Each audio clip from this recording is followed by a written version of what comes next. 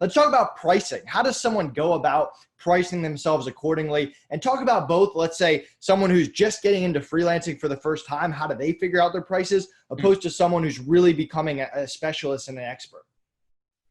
So someone who's a complete beginner and they want to freelance, the solution is relatively easy. So go look at the other freelancers that are performing the same service and just go down the middle, something in terms of average pricing. So if they're charging in real world, right, not what they're saying on their profiles or whatever, like in the real world, if they're charging $25 an hour, just start charging $25 an hour, right, as a freelancer. So don't charge less than that. Don't charge less than the average of people working from Western countries and doing the same type of service you're doing. That's for beginners, and that's only for beginners, okay? So once people come to me and they want to learn how to build a business, I say absolutely under no circumstances do what I just said. In fact, do exactly the opposite.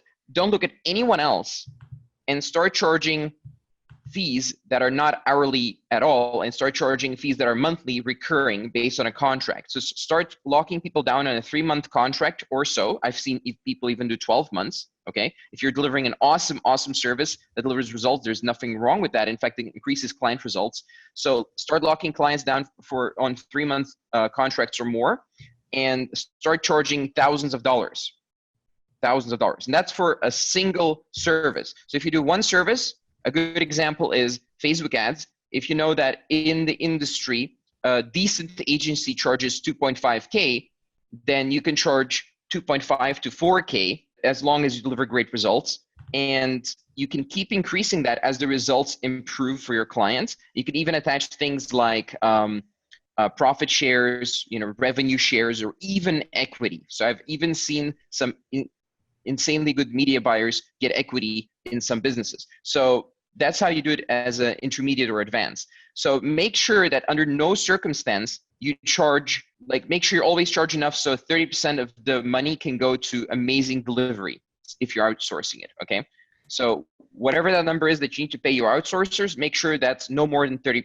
So that definitely means charge enough. And trust me, people almost never charge enough. They always think, oh, but everyone else is charging like $25 an hour, or everyone else is charging $700 per hour. I can assure you that is not true. I can assure you that once someone who knows what they're doing gets a great lead on a call, they could figure out that that's a great lead, and the great lead is going to pay them more than anything they've listed on any profile, anything they've posted publicly, because what you need to be doing is value-based pricing. So how much value you can deliver, you need to use that as a number, as a base number to calculate how much you can charge. So if you deliver, let's say, $10,000 for a $1,000 ad spend, guess what? That is a huge ROI that the client is getting.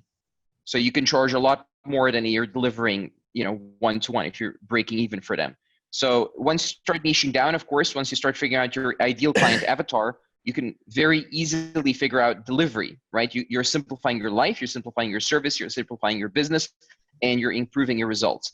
Once you have that figured out, pricing just goes through the roof. And that's how you see agencies go to $500,000 a year and over $1 million a year. It's not easy to do, but once you figured it out, it's like magic, really.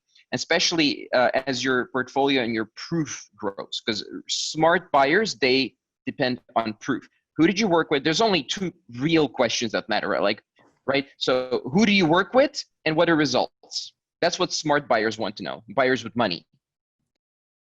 I love it. I think that's a lot of great advice. I want to talk about customer service because in my opinion, this is where I see a lot of freelancers go wrong. I mean, you might get 9 out of 10 clients being awesome and one's a little bit difficult, but it's how do you deal with that difficult issue? How do you deal with maybe you made a mistake or clients not getting the results that you want? What's your